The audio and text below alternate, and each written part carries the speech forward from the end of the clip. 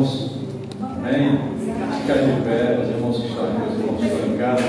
Vamos orar e agradecer a Deus por esse dia maravilhoso, por mais uma oportunidade de estar na casa do Pai, poder orar, poder louvar o Senhor e preparar os nossos corações para receber a sua palavra que será ministrada nesse momento. Amém? Você coloca no seu lugar, coloca a mão sobre o seu coração.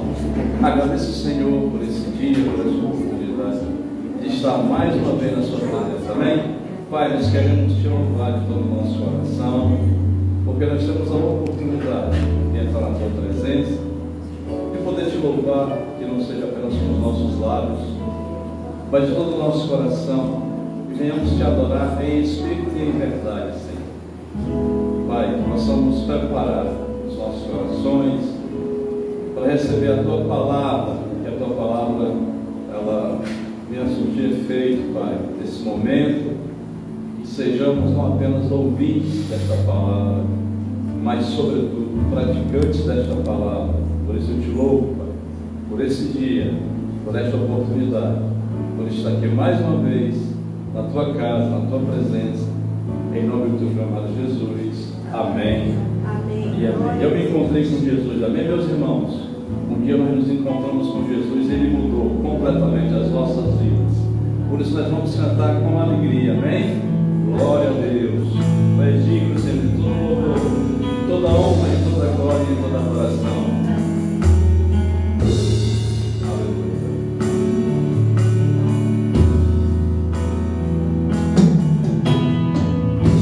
Eu me encontrei com Jesus e sua luz encheu o meu ser.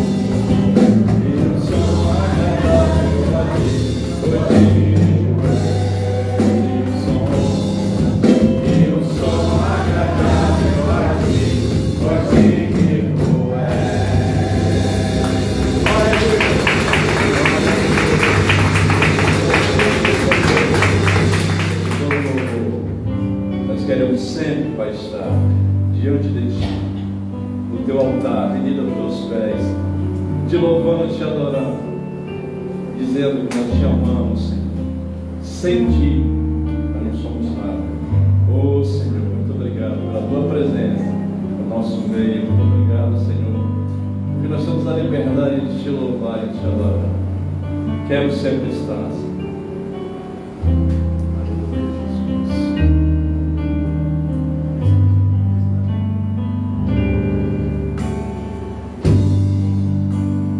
Quero sempre estar diante de ti, no teu altar.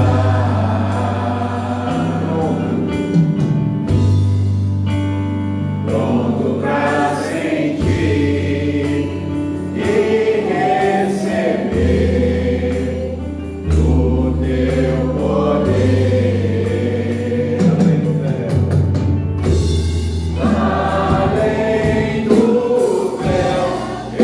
eu quero estar.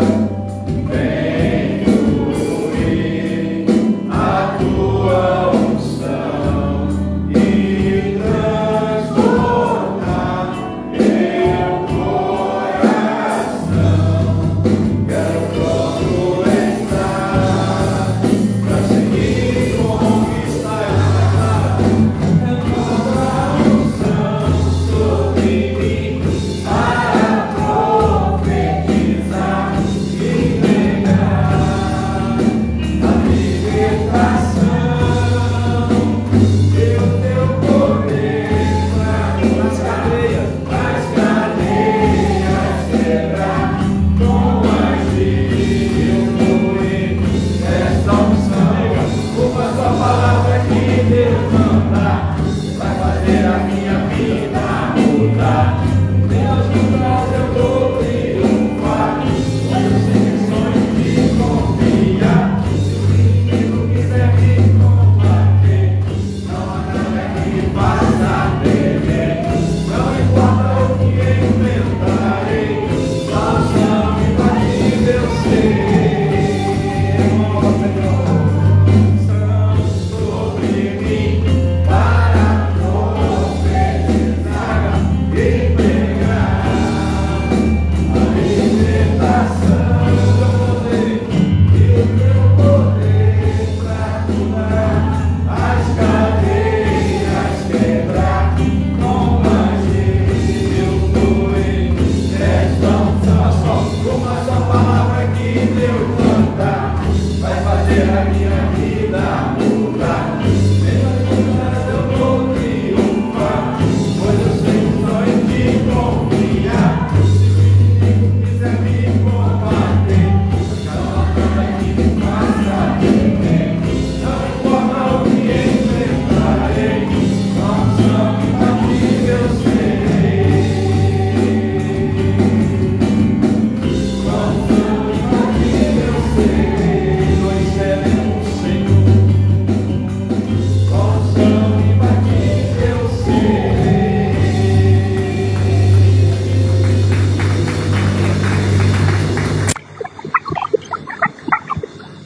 Pai Santo, Pai querido, nós te louvamos, te agradecemos por esse dia que o Senhor separou para estarmos na tua casa mais uma vez ouvindo a tua palavra, levando ao teu altar o nosso louvor, a nossa gratidão, Senhor, as nossas súplicas. Por isso, nessa manhã, Senhor, nos rendemos a ti, Senhor. Somos totalmente dependentes de ti, Senhor. Pai, sei que muitos dependem, Senhor, de uma cura nessa manhã, Senhor. Outros de libertação, outros de prosperidade, Senhor. Mas eu amo o Senhor Deus que ama abençoar.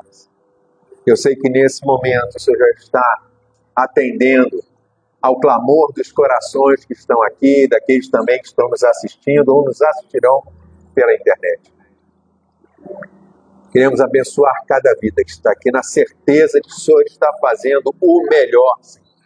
Pai, nós queremos te agradecer, Pai. Muito obrigado, Senhor, porque até aqui o Senhor tem sido conosco, tem nos sustentado, não tem deixado faltar nada, Senhor, e não há de deixar faltar nada. A tua paz, a tua graça, a tua alegria, o teu amor, a tua misericórdia, a tua fidelidade, a tua bondade, Senhor. Senhor, que se renovam a cada manhã nas nossas vidas. Nós te louvamos, Senhor, te agradecemos, Senhor, por essa nova semana que o Senhor permite que nós vivamos, Senhor. Obrigado, Senhor. Obrigado mesmo, Senhor, porque muitos não poderão vivê-la, mas nós podemos, porque o Senhor assim determinou, Senhor. Continua abençoando o teu povo. Oramos pela vida de Cora, de Neuza, de Alcione, Pai, que precisam da visitação do teu Santo Espírito, Pai. Visita cada uma delas. Derrama a tua graça, derrama o teu poder sobre a vida de Lúcia, Senhor. Pai, tantas pessoas que precisam da tua visitação nessa manhã. Neuzinha, Senhor, Pati, Antônio, Senhor. Todas as pessoas estão sendo lembradas agora, Senhor. Dá ordem aos teus anjos, Senhor. Ministra, Senhor, ali a cura, o ânimo, o renovo, a alegria, Senhor, desses corações. Levanta a Cora no teu poder, Pai, em nome de Jesus. Pai, em nome de Jesus. Oliecis, seu Alcides, Pai. Tantas pessoas que precisam da tua visitação, Pai. Faz uma obra completa na vida de Marcelina, de Helenita, Pai, em nome de Jesus. Pai, tantas pessoas precisam da tua visitação, Pai. Socorre cada uma delas, Senhor. Socorre cada uma delas, Senhor, em ti, Senhor. Aquelas que estão, Senhor, acamadas, Senhor. Afofa ali os seus leitos. Traz refrigério, Senhor, nessa manhã, Senhor. Oramos, Senhor, pela vida daqueles que estão precisando de uma porta de emprego, Pai, de passar um concurso, Pai. Pai, reserva as melhores vagas, Senhor, para os teus filhos, Pai, em nome de Jesus. Abre a janela dos céus, Senhor, para que eles possam experimentar o teu poder também nessa situação. Pai, em nome de Jesus. Toma esse ministério nas tuas mãos. Oramos, Senhor, pelas definições que estamos aguardando em ti, Senhor. Pai, nós temos uma data de terça-feira para receber uma resposta. Toma, Senhor, aqueles que vão decidir nas tuas mãos, Senhor, Pai, em nome de Jesus. Te agradecemos, Pai, porque até aqui essa porta está aberta, Senhor. Até aqui o Senhor tem permitido que nós possamos dar continuidade a esse ministério ali de atendimento àquela população em situação de rua, Pai. Obrigado, Senhor, que mais um domingo, Senhor, o Senhor nos permitiu abençoar essa vida. O inferno tenta se levantar, mas o Senhor é maior, Senhor. Pelo sexto domingo, Pai, nós estamos aqui, cumprindo aquilo que o Senhor nos chamou a fazer. Abençoar essas vidas. Suprir um pouquinho a necessidade de alimentação deles. Mas mais do que isso, ganhá-los pelo teu amor, Pai. Nós oramos por eles, pedimos a tua graça também sobre as suas vidas, Pai, em nome de Jesus. Abençoamos os nossos vizinhos. Abençoamos a nossa nação, Senhor. Abençoamos as autoridades, Senhor. Pai, em nome de Jesus. Guarda-nos, Senhor, e livra-nos do mal, Senhor. É o que eu te peço, já te agradeço, em nome de Jesus. Amém, amém. Amém, queridos? Vamos sentar. Glória a Deus. Vamos subir, né?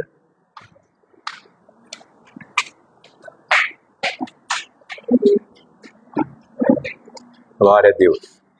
E nós que temos um pouquinho mais de idade, vamos abrir em 1 Timóteo, capítulo 2. 1 Timóteo 2, a partir do primeiro verso. 1 Timóteo 2, 1.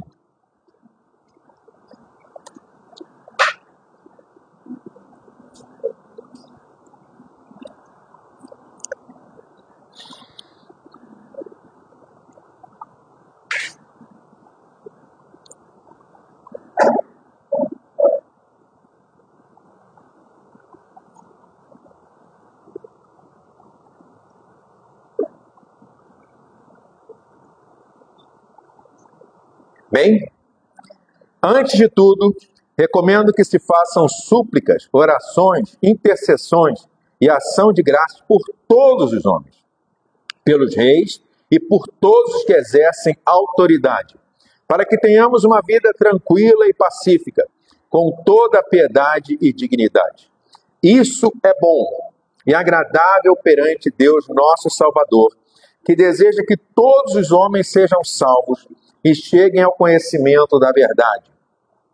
Pois há um só Deus e um só mediador entre Deus e os homens, o homem Cristo Jesus, o qual se entregou a si mesmo por resgate por todos. Esse foi o testemunho dado em seu próprio tempo. Queridos, no dia 23 de maio, agora passado, uma quinta-feira, as forças de defesa de Israel foram cumprir uma missão. E nessa missão eles enfrentaram um combate muito sério, muito pesado, não é? Intenso, para cumprir essa missão.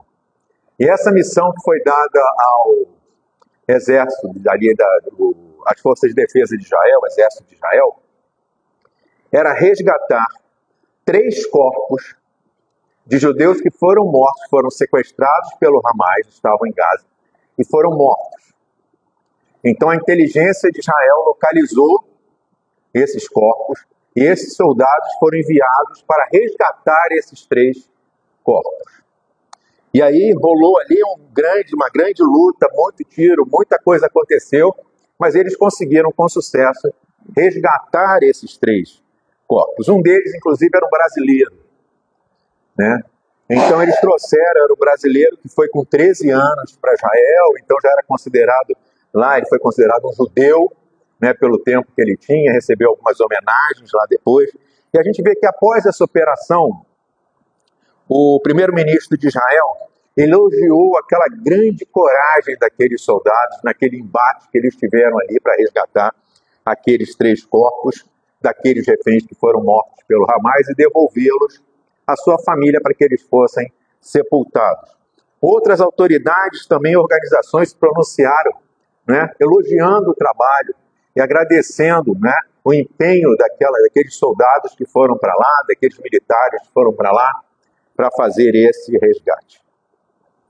Entretanto, pessoas que não convivem com Israel, não convivem ali com a Palestina, questionaram por que enviar soldados, arriscar a vida de soldados para resgatar corpos que não podiam mais receber vida, né?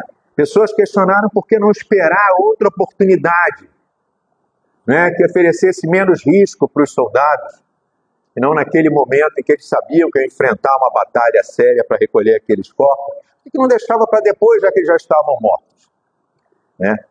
E aí você fica pensando, no início você imagina, realmente não deixa de ter razão a forma como eles pensam. Mas a gente tem que entender algumas coisas a respeito do judaísmo. A resposta para isso repousa numa tradição judaica em relação ao corpo, não é? Em relação aos seus mortos, não é? Para os judeus, aquela tarefa não era apenas urgente, mas era imperativa. Tinham que ser resgatados aqueles corpos. E aí a gente vai entender um pouquinho por quê. Eu peço que você tenha um pouquinho de paciência, depois no final você vai entender aonde eu estou querendo chegar nessa manhã e qual é a mensagem que o Espírito Santo quer trazer para nós nessa manhã. Primeiro, porque dentro do judaísmo, o corpo humano é considerado sagrado. Para eles, o corpo humano é como se fosse o rolo de Torá. Ele pode cair na água, não poder mais ser lido, mas ele continua sagrado. Essa é a equiparação que eles fazem do corpo de um judeu com o Torá. Ele pode ser danificado, mas ele não deixa de ser sagrado. Então o morto é um corpo sagrado para eles. Esse é o primeiro ponto. E daí eles têm costumes milenares para tratar esse corpo. Primeira coisa, uma limpeza completa e cuidadosa, para que você possa entender por que enviaram os soldados. Eu vou descer alguns detalhes para você. Zelo com a vestimenta para o sepultamento. A roupa tem que estar completamente limpa, não é? Se possível, nova, né? É designada uma pessoa que vai ficar ao lado do corpo até o momento que ele for sepultado, recitando salmos e fazendo orações. É um respeito incrível pelo corpo, não é? Pelo morto. O sepultamento do judeu não é feito num jazigo, ele é direto na terra. Ele é envolto num lençol, não botam num caixão. O certo é envolver num lençol, não é?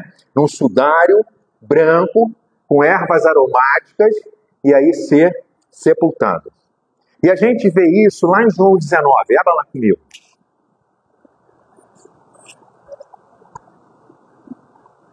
No sepultamento de Jesus. João 19, versículo 38.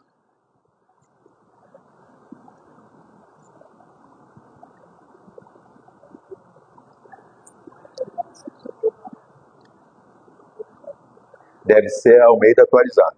Não sei. João 19, 38.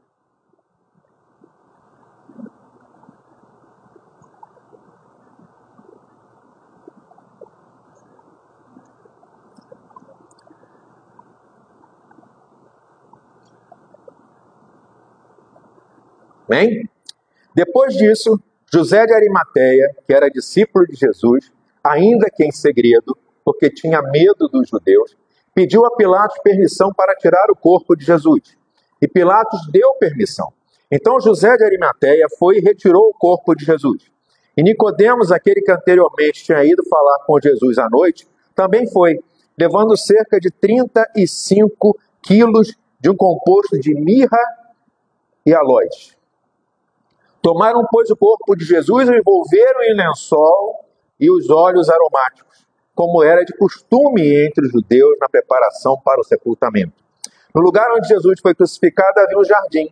Nesse jardim havia um túmulo novo, no qual ninguém ainda havia sido colocado. Ali, por causa da preparação dos judeus e porque o túmulo ficava perto, colocaram o corpo de Jesus. Veja como é que Jesus foi preparado, envolto num lençol, não é? Um linho branco, um tecido nobre, ervas aromáticas, ele foi sepultado numa gruta, né? Esse local onde eles colocaram era uma gruta, o fundo era terra.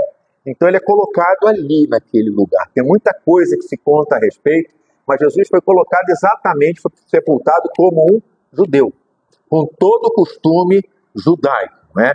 E a gente vê que isso acontece porque o corpo para eles é sagrado, então eles têm um respeito com aquilo, não é? E esse fato de colocá-los sobre a terra e não num sepulcro, não num jazigo, não numa gaveta, como nós estamos acostumados, é em cumprimento a Gênesis 3,19, que diz assim: com o suor do seu rosto você obterá alimento, até que volte à terra da qual foi formado, pois você foi feito do pó, e ao pó voltará. Então os judeus respeitam essa ordenança de Deus, que está lá em Gênesis 3,19, e eles sepultam então aquele morto, aquele seu judeu ali falecido, num lençol, num ninho branco, tecido nobre, com roupas nobres, com a melhor roupa que tiver. Muito, você vê que eram levaram para Jesus 35 quilos de ervas aromáticas. E eles então preparam o corpo. Então, queridos, quando a gente vê o respeito que eles têm pelo corpo como algo que Deus criou e por isso é sagrado, a gente entende o anseio dessas famílias, nessa expectativa e também do primeiro-ministro e dessas organizações, em resgatar o corpo, para que eles pudessem viver essa tradição que eles tinham e representar ali, manifestar o respeito que eles têm pelo corpo sagrado, que para eles é sagrado. Segundo motivo por que eles fazem isso é porque após o sepultamento, a família deve ser amparada no período de luto. Não pode faltar nada para aquela família. Então eles vão fazer o sepultamento, a família vai para casa e ficam 7 dias recebendo visitas que vão lá o quê? Para lhe dar consolo, para recitar salmos, para fazer orações, não é? Então ali durante 7 dias eles ficam recebendo. E ali as pessoas contam histórias e dão testemunhos a respeito daquele judeu que morreu, das coisas que ele fez, das coisas que ele não fez. Começam a conversar sobre tudo, recitam, fazem orações, não é? E atenção especial é dada à família. Não pode faltar nada para a família enlutada. Isso está lá em João 11, vamos lá. no sepultamento de Lázaro. João 11.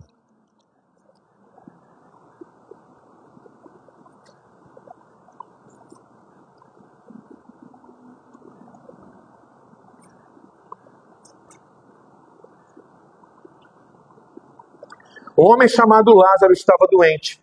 Ele era de Betânia, da aldeia de Maria e de sua irmã Marta. Esta Maria, cujo irmão Lázaro estava doente, era a mesma que ungiu o Senhor com perfume e lhe enxugou os pés com os seus cabelos. Por isso as irmãs de Lázaro mandaram dizer a Jesus: aquele que o Senhor ama está doente. Ao receber a notícia, Jesus disse: essa doença não é para a morte, mas para a glória de Deus, a fim de que o Filho de Deus seja glorificado por meio dela. Ora, Jesus amava a Marta e a irmã dela, e também Lázaro. Quando soube que Lázaro estava doente, ainda se demorou 2 dias no lugar onde estava. Depois disse aos seus discípulos: vamos outra vez para a Judeia. Os discípulos disseram: mestre, ainda há pouco os judeus queriam apedrejá-lo, e o Senhor quer voltar para lá? Jesus respondeu: não é verdade que o dia tem 12 horas? Se alguém andar de dia, não tropeça, porque vê a luz desse mundo.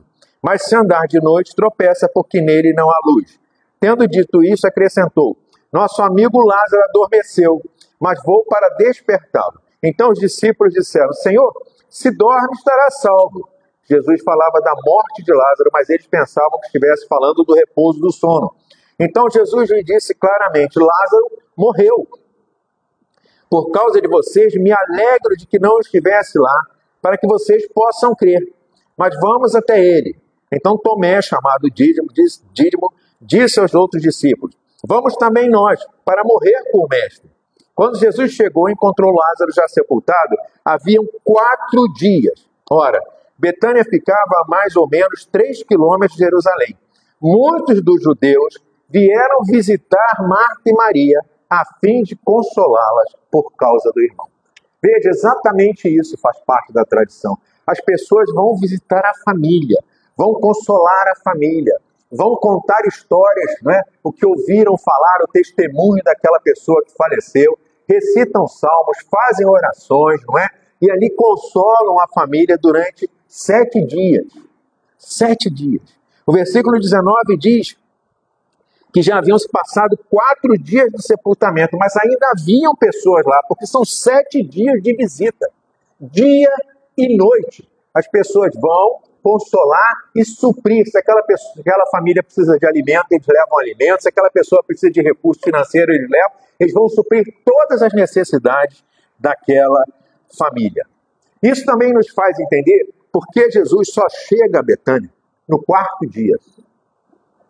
Muitas pessoas interpretam que isso foi proposital, porque assim seria um milagre maior, não é? Ele já teria 4 dias, e aí seria uma marca maior do seu milagre, não é? Seria mais impactante do que a cura, não é? O ressuscitar de Lázaro do que a cura de Lázaro.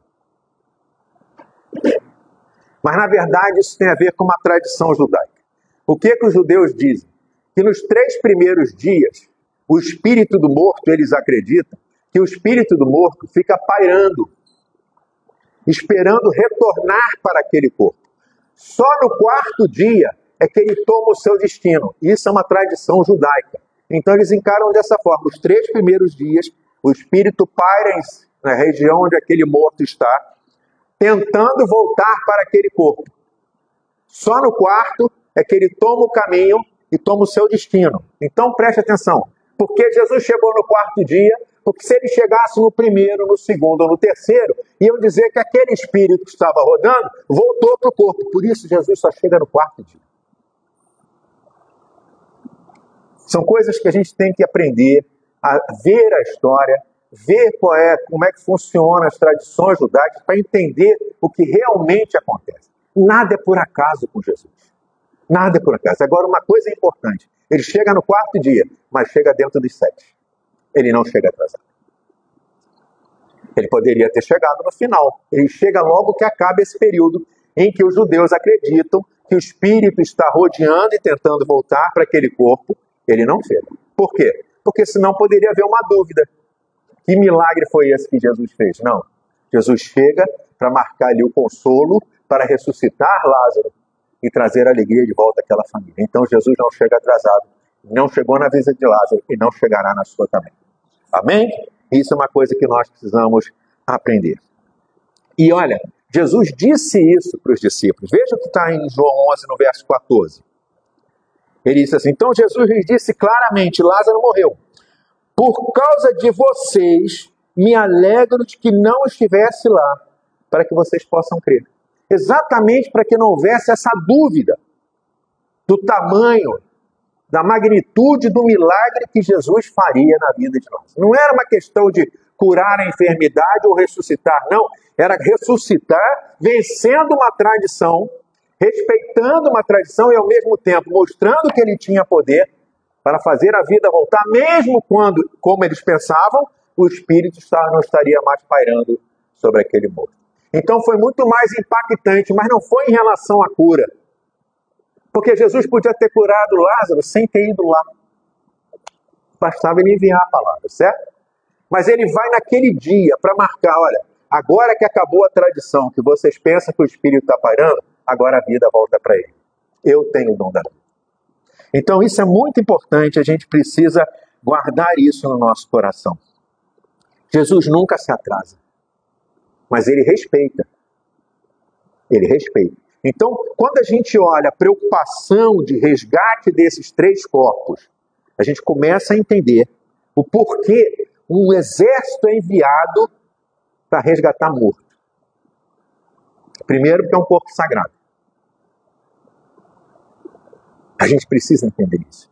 E segundo, a gente precisa entender que quando eles mandam resgatar o morto, é porque a família tem um período de luto em que ela deve ser consolada. Se não houver corpo, não há sepultamento. Se não há sepultamento, não há consolo para a família.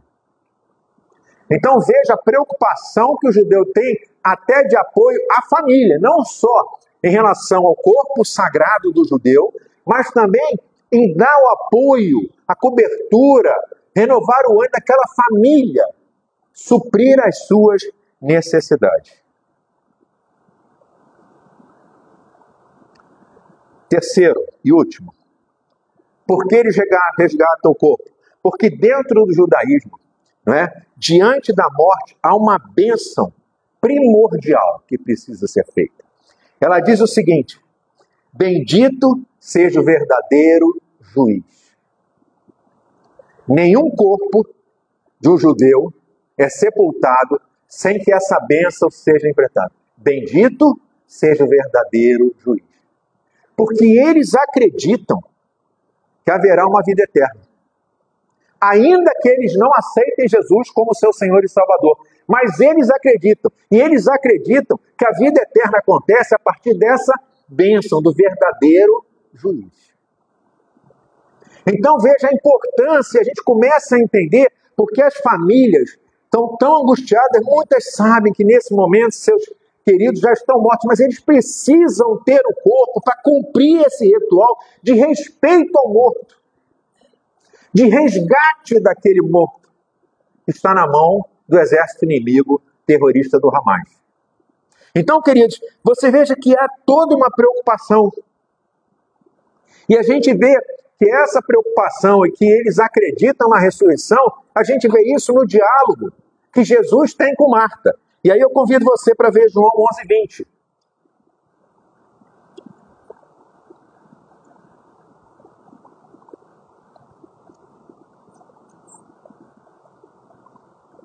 Ouvindo, pois, Marta que Jesus vinha, saiu-lhe ao encontro. Maria, porém, ficou assentada em casa. Disse, pois, Marta a Jesus: Senhor, se tu estivesse aqui, meu irmão não teria morrido. Mas também agora sei que tudo quanto pedires a Deus, Deus te concederá. Disse-lhe Jesus: teu irmão há de ressuscitar. Disse-lhe Marta: eu sei que há de ressuscitar na ressurreição do último dia. Disse-lhe Jesus: eu sou a ressurreição e a vida. Quem crê em mim, ainda que esteja morto, viverá. Então veja, eles acreditam na ressurreição, na vida eterna. Eles, ainda que eles não aceitem Jesus como seu Senhor e Salvador, não declarem isso, eles sabem que há uma vívida esperança dessa vida eterna. E por isso essa bênção final para eles é tão importante sobre o corpo. E agora você entende por que enviar um exército para resgatar 3 corpos. E agora você vai dizer para mim, pastor, por que uma pregação tão mórbida num domingo de manhã? Né? Talvez você esteja pensando nisso. E aí nós vamos voltar para 1 Timóteo, capítulo 2.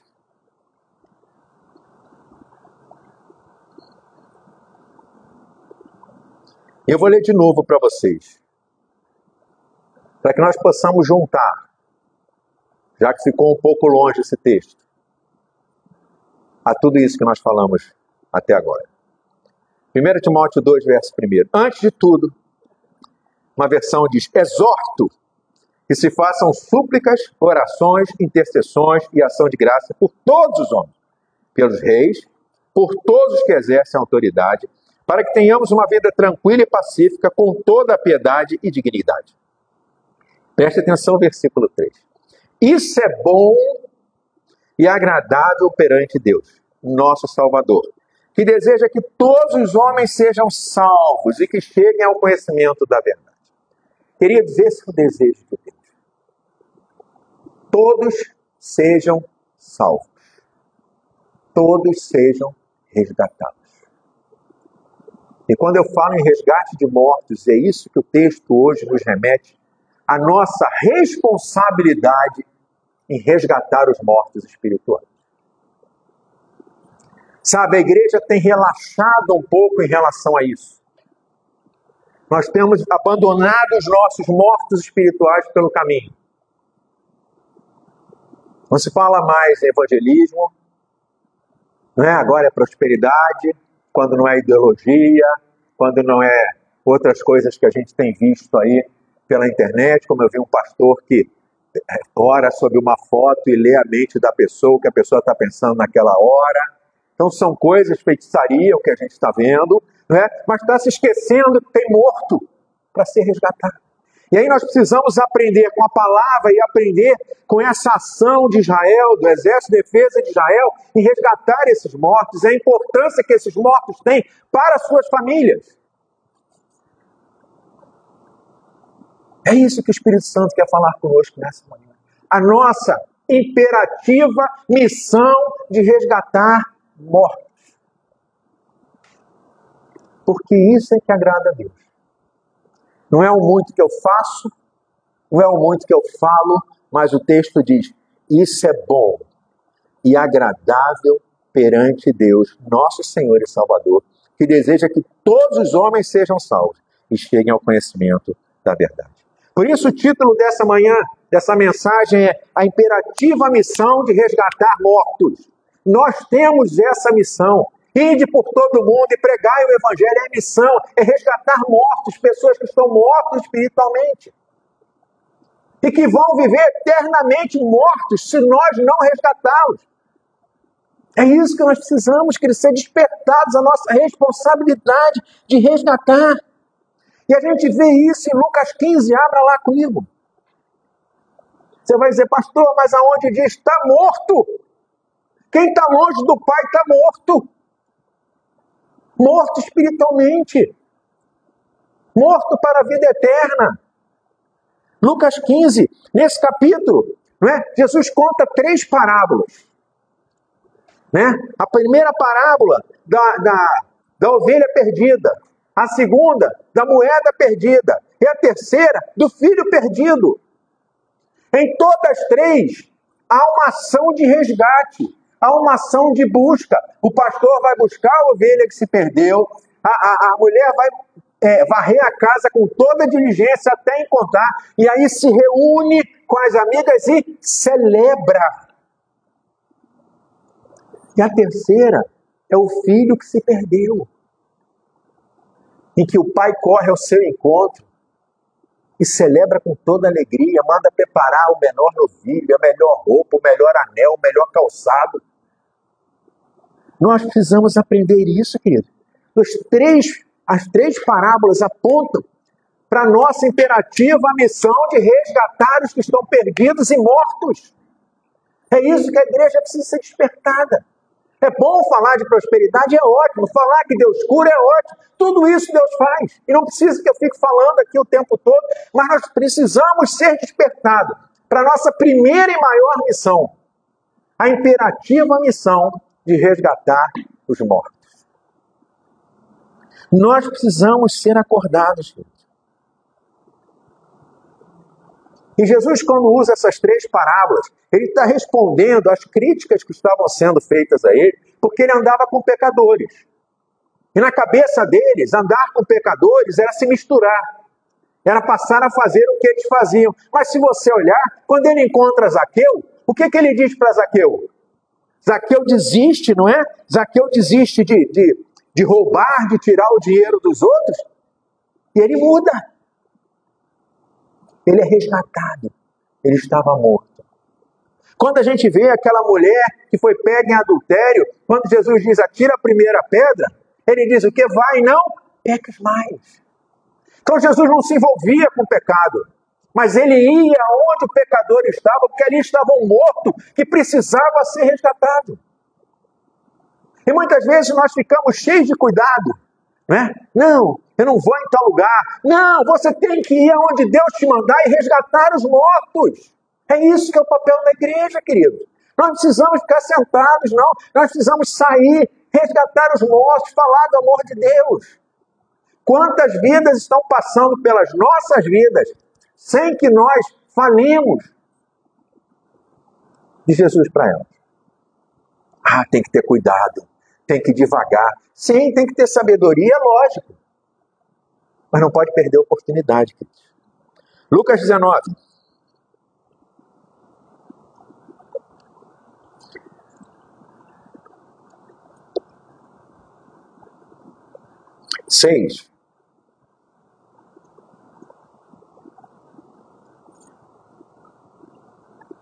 Quando Jesus chegou ali, olhou para cima e disse, Zaqueu, desça depressa. Hoje devo hospedar-me em sua casa. Sem demora, Zaqueu desceu e com alegria recebeu Jesus em casa. Ao ver isso, o povo começou a se queixar. Ele foi se hospedar na casa de um pecador. Enquanto isso, Zaqueu se levantou e disse, Senhor, darei metade das minhas riquezas aos pobres. E se explorei alguém na cobrança dos impostos, devolverei 4 vezes mais. Jesus respondeu, hoje chegou a salvação a esta casa, pois esse homem também é filho de Abraão. Resgate. Resgate. João 8.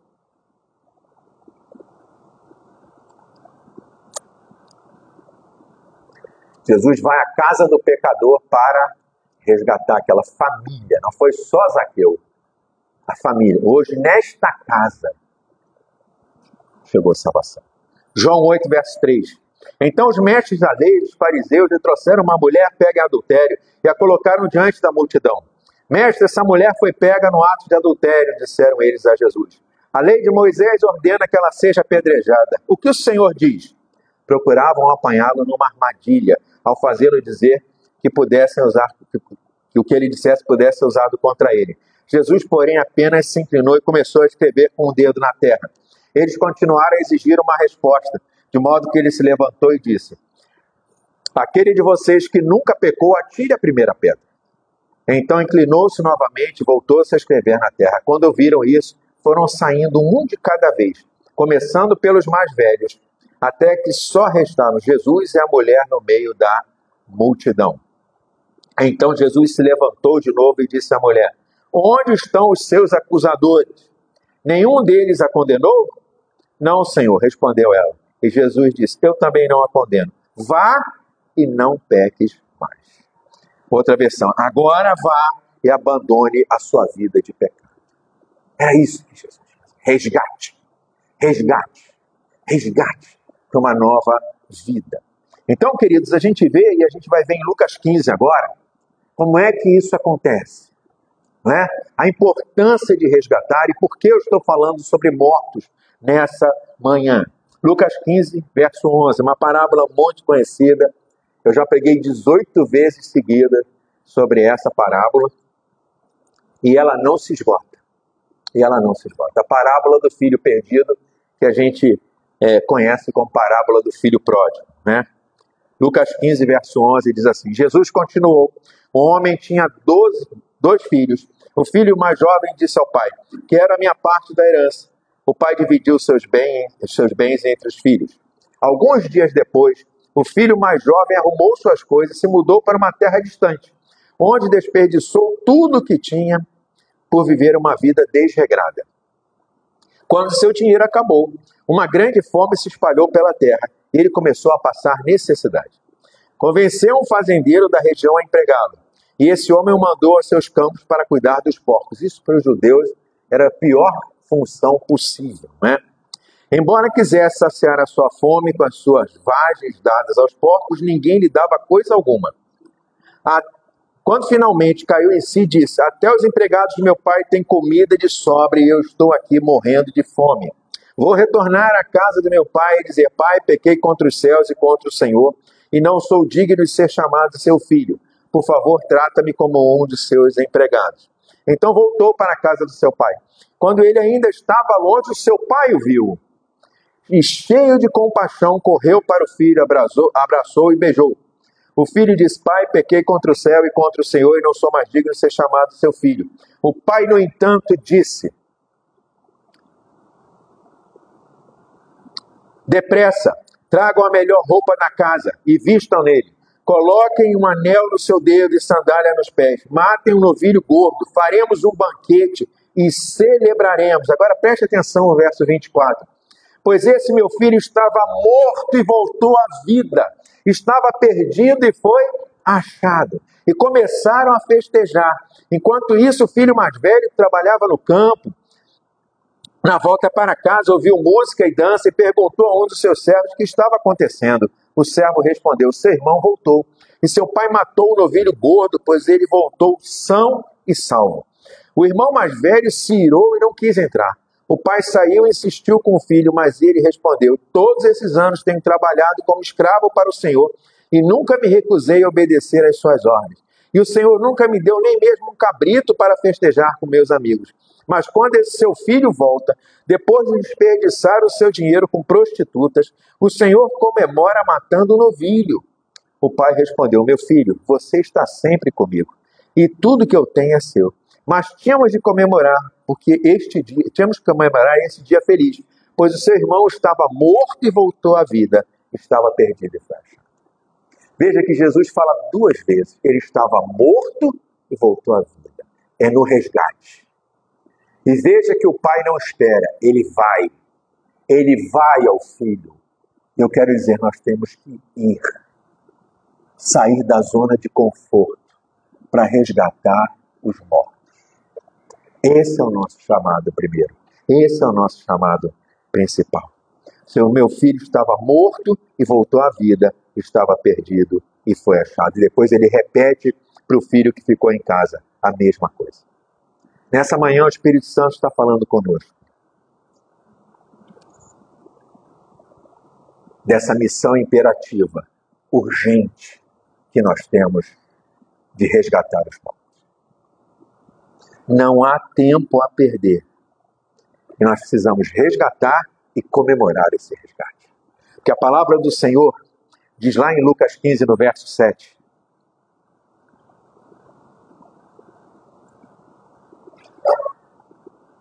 E aí nós vamos entender, né, por que a preocupação dos judeus com os corpos e por que Jesus conta essa parábola do filho perdido.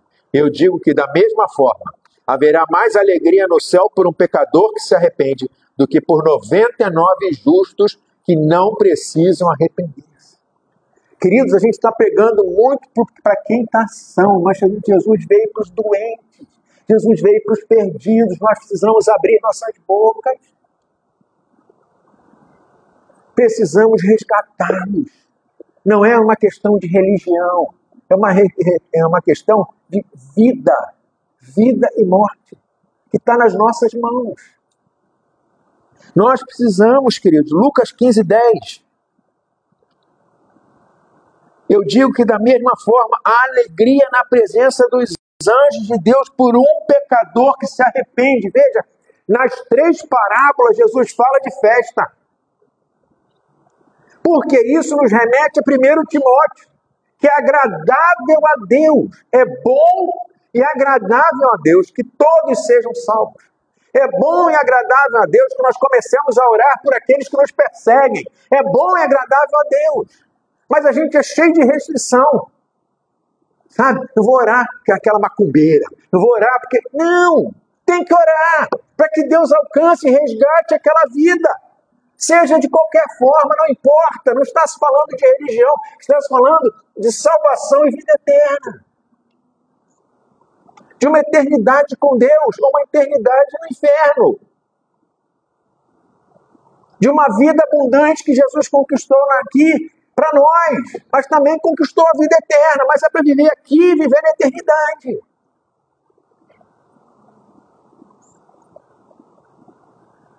Eu fui com a pastora no outro dia no mercado e me chamou a atenção uma menininha desse tamanho assim.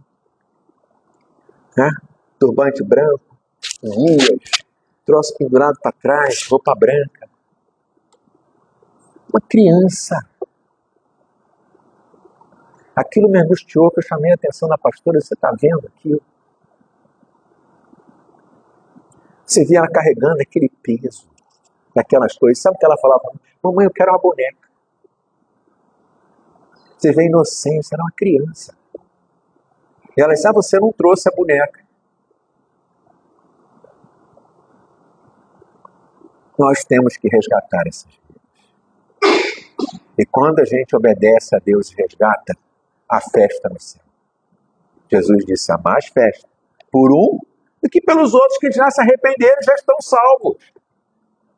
Porque cabe o resgate, nós precisamos resgatar os nossos mortos. Aqueles que Deus põe no nosso caminho. Nós somos responsáveis por essas vidas. E muitas vezes nós estamos adormecidos. Perdemos por nosso mau testemunho, perdemos porque ficamos calados, perdemos pela nossa negligência, perdemos porque não consolamos, perdemos por muitas coisas. Veja, 7 dias de velório, 7 dias de consolação, 7 dias de suprir as necessidades.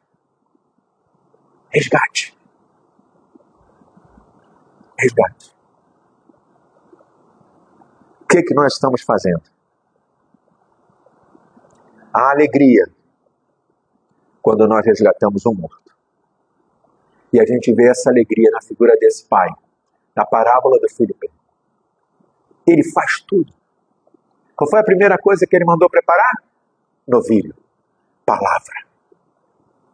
Resgate, seguida, palavra de Deus. É isso. É isso. Não é, agora você vai prosperar. A palavra de Deus. Porque a prosperidade vem com a palavra de Deus. Com a obediência à palavra de Deus, vem a prosperidade. Não precisa se preocupar com isso. Porque eu preciso saber o que a pessoa... Outro pastor, porque eu oriento empresários, porque eu leio a mente das pessoas com quem eles vão fazer negócio. Isso não é evangelho. Me desculpe, mas isso não é evangelho. Às vezes até dá vergonha de falar. Mas é verdade. Mostrei a pastor. Eu pego uma foto, Deus me deu o dom de ler o que a pessoa está pensando. Que isso? Isso é feitiçaria. Adivinhação. Isso nunca foi evangelho. Quer dizer, você favorece o empresário contra o outro. Deus é injusto, né? Por que abençoa ou não abençoa? Não, querido, não é isso. Agora, tudo isso, querido, as 3 parábolas, a notícia, né, do dia 23 de maio, do resgate daqueles 3 corpos assassinados pelo Hamas, não revelam só o amor de Deus, não revela só o respeito que os judeus têm pelos seus corpos, mas pela nossa responsabilidade. Essa missão é imperativa. Deus ama os perdidos. Deus ama os mortos. Deus ama aqueles que estão no engano. Deus ama. Que foi isso que a gente leu e lê toda vez em João 3,16. Porque Deus amou o mundo. Não amou os crentes, não. Amou o mundo. De tal maneira que deu o seu Filho unigênito para que todo aquele que nele crê não pereça, mas tenha a vida eterna. E reforça em 2 Pedro 3,9. O Senhor não demora em cumprir a sua promessa, como alguns julgam. Pelo contrário, Ele é paciente com vocês. Ele não está falando que ele é paciente com aqueles que ainda aceitarão Jesus. Não. Eu vou ler o texto para você. O Senhor não demora, 2 Pedro 3,9, o Senhor não demora em cumprir a sua promessa, como julgam alguns. Pelo contrário, ele é paciente com vocês, não querendo que ninguém pereça, mas que todos cheguem ao arrependimento. Deus está dizendo que ele é paciente conosco, mas nós estamos demorando em resgatar os mortos e tem morto seguindo para a morte eterna, porque nós não estamos resgatando. É isso que Deus quer nos despertar nessa manhã. Está lembrando que a nossa missão primeira é o resgate dos nossos mortos, daqueles que Ele põe no nosso caminho. Será que nós estamos cumprindo esse chamado?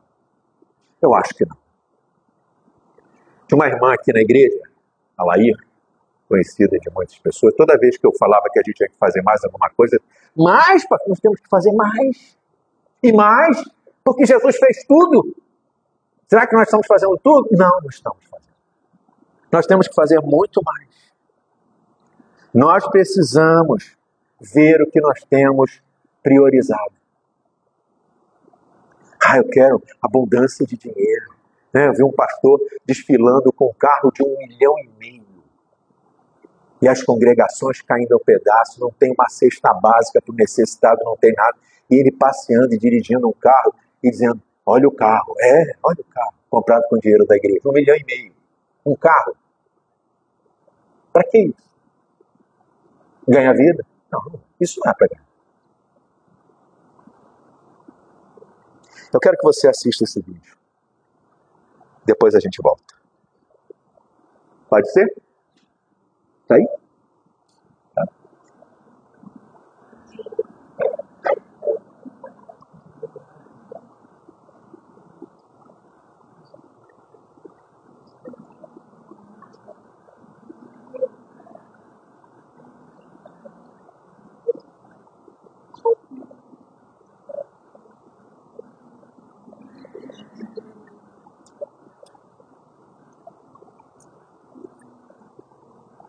Tá sem som.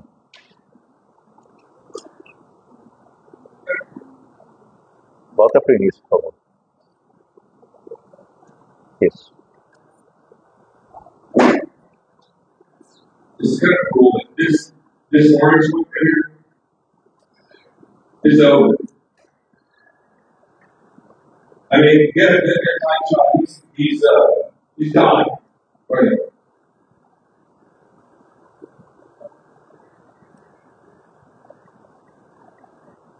I'm just saying. I saved it. I'm rescued. Now, some of you were more concerned about that fish splashing and thrashing than you are your neighbors, those you work with, those you go to school with, those who are on your team, those who are part of your family, dying and facing a priceless eternity. It's time, church, for us to fish.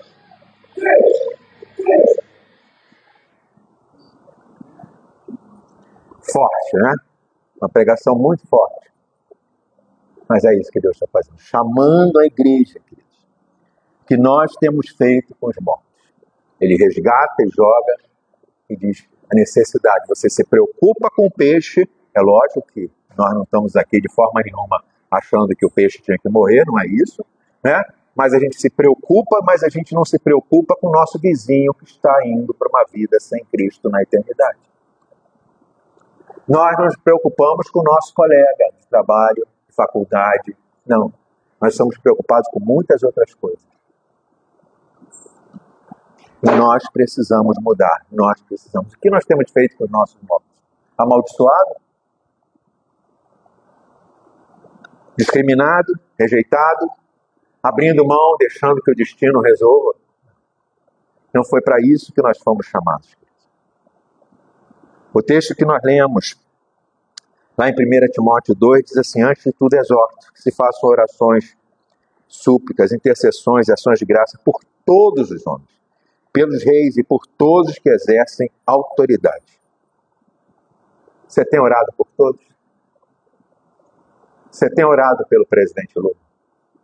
Você tem orado pelo Bolsonaro? Eu não quero falar, não defender nenhum, não é isso que está em jogo. Mas são autoridades. Você tem orado pelo Alexandre de Moraes? Porque o que eu vejo na internet é um monte de crente desejando a morte. E isso eu não consigo enxergar. Desculpe se você consegue, eu não consigo.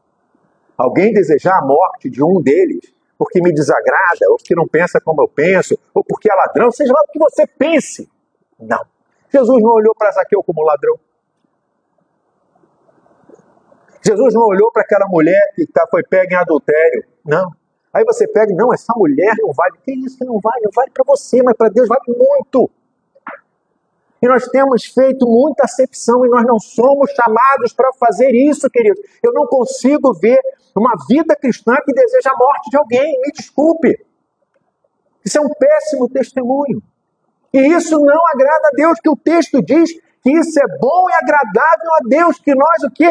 Oremos por todos que exercem autoridade, mesmo os que não desagradam. Isso é problema com Deus, quem vai resolver com eles é o Senhor. Mas a gente fica desejando a morte, o mal. Não.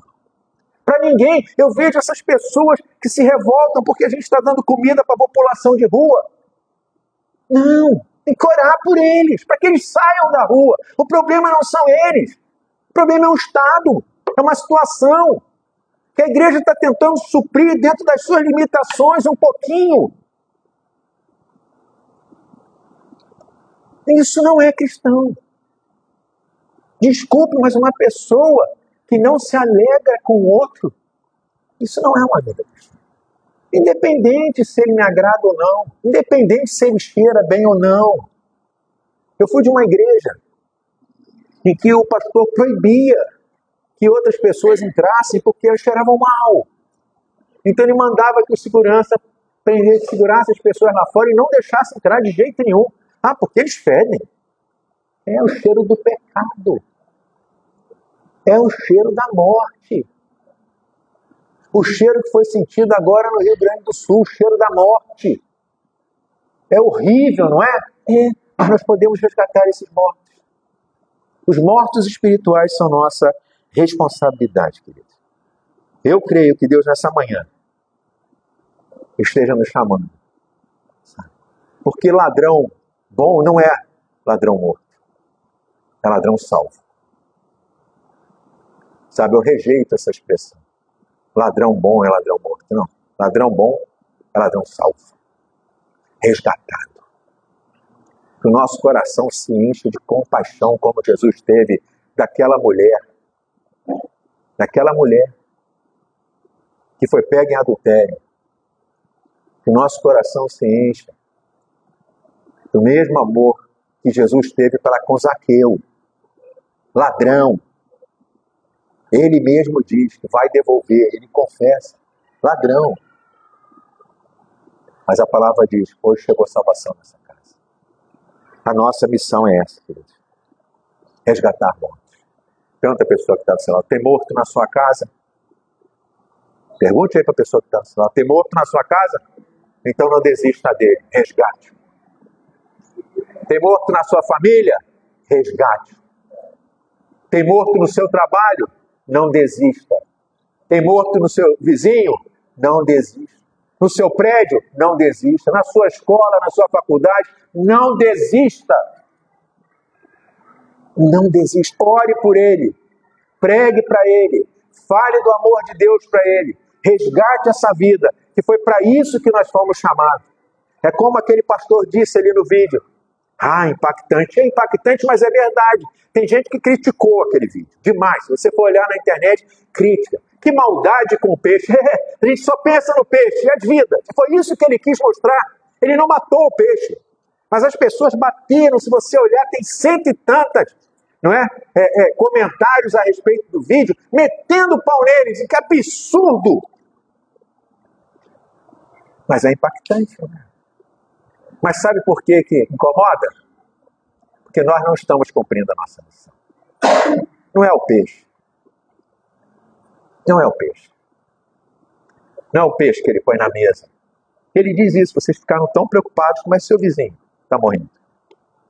Sabe, queridos, nós precisamos despertar. Tem morto aonde? Enquanto existiu, nossa missão não acabou. Assim como o Exército de Defesa de Israel foi buscar aqueles 3 corpos e debaixo do intenso tiroteio, de uma guerra enorme, eles recuperaram aqueles 3 corpos, foram elogiados pela missão. A festa no céu, quando você resgata um morto espiritual.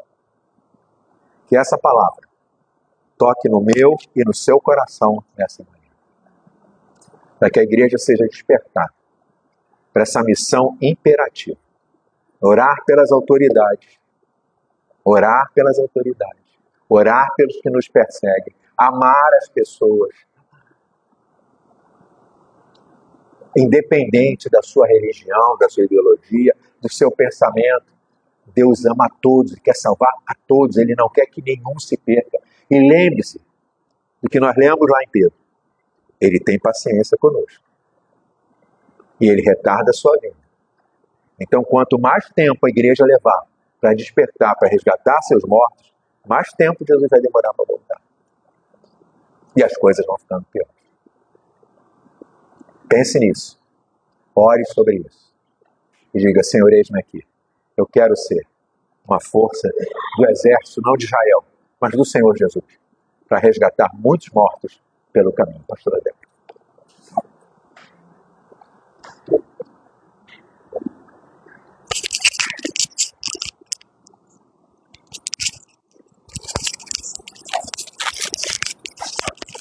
Pai de amor, nós te louvamos, Senhor, por essa manhã, pela Tua palavra que nos desperta, pela Tua palavra que nos limpa, pela Tua palavra que endireita os nossos caminhos tortuosos, porque ela é a lâmpada para os nossos pés, ela é luz para o nosso caminho. E nessa manhã, Pai, quando o pastor estava ali, aqui pregando, eu me lembrei daquele louvor, dá-me um coração igual ao teu. Dá-nos, ó Deus, um coração compassivo, um coração cheio de compaixão, que via as multidões e se compadecia delas, porque eram ovelhas sem pastor.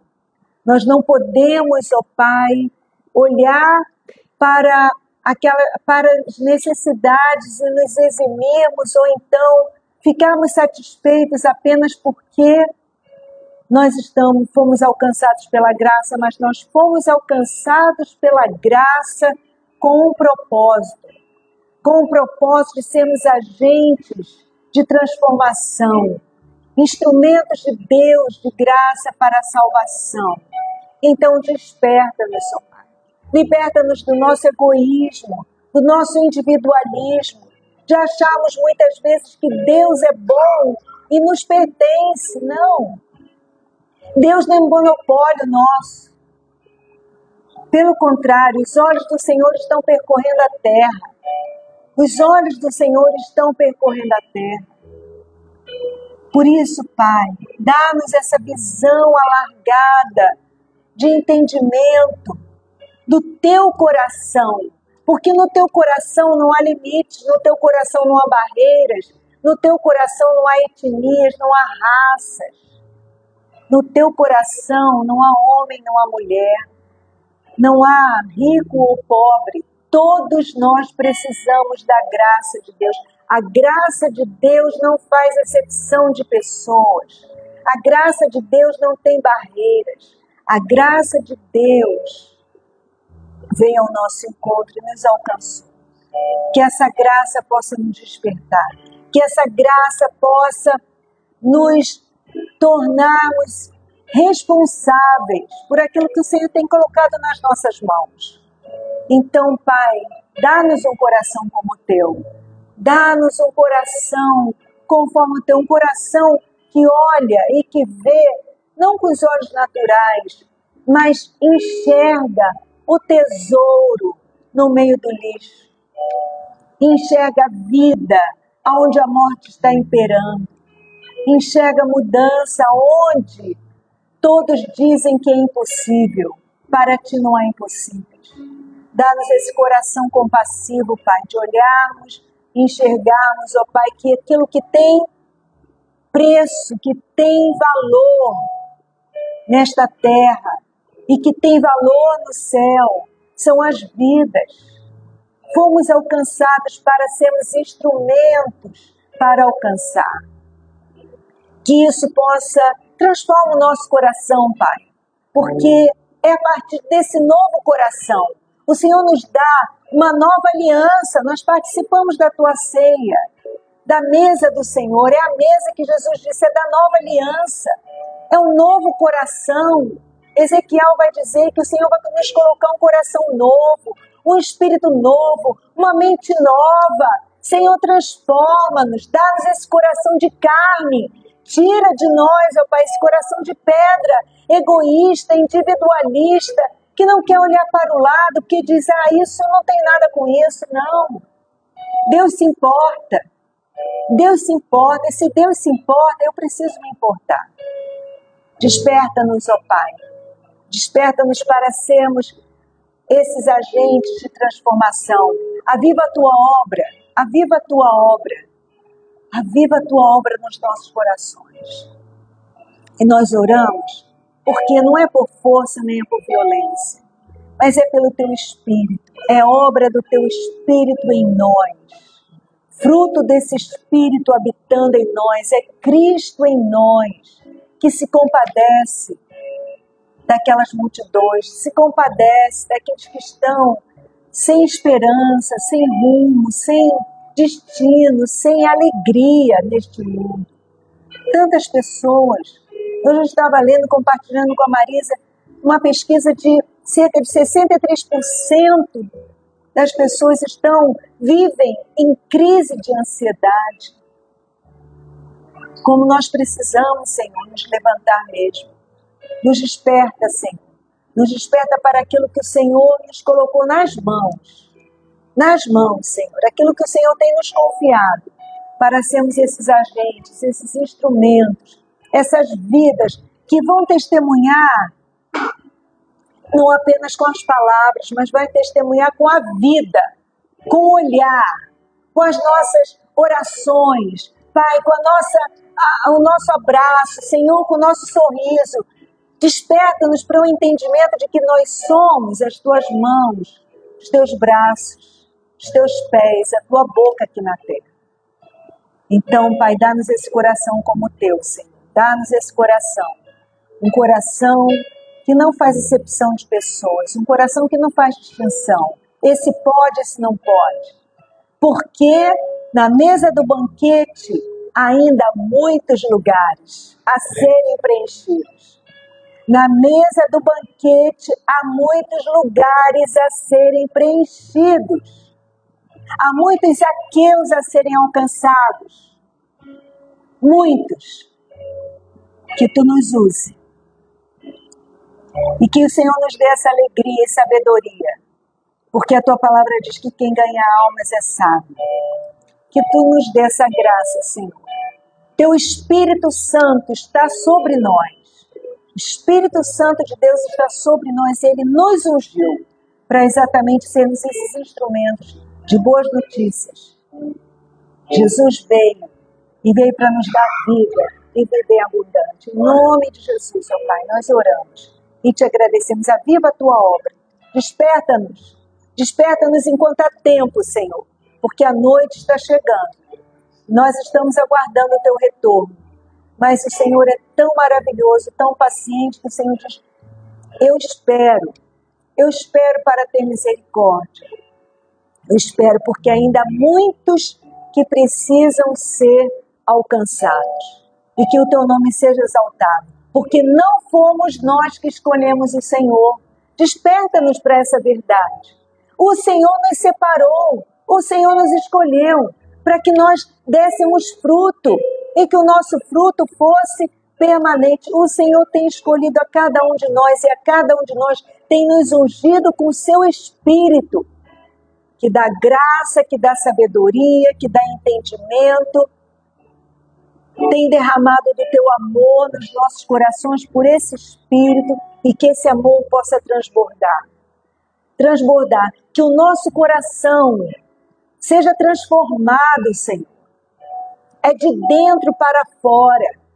Ser transformado no compasso, nas batidas do teu coração, que nenhum se perca, mas que todos cheguem ao pleno conhecimento da verdade. Que nenhum se perca, mas que todos cheguem ao pleno conhecimento de Deus.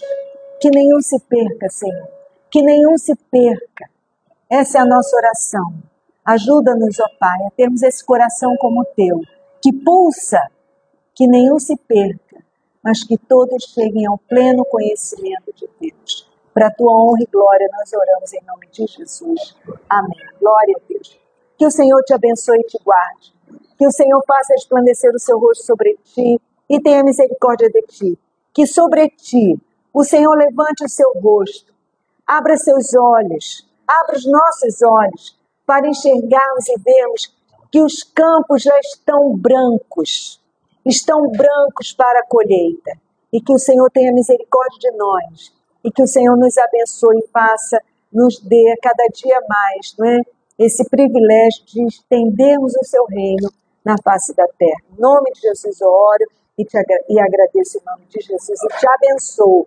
Uma semana jogando a rede, colhendo os peixes, pescando peixes para a glória do Senhor. Amém? Amém.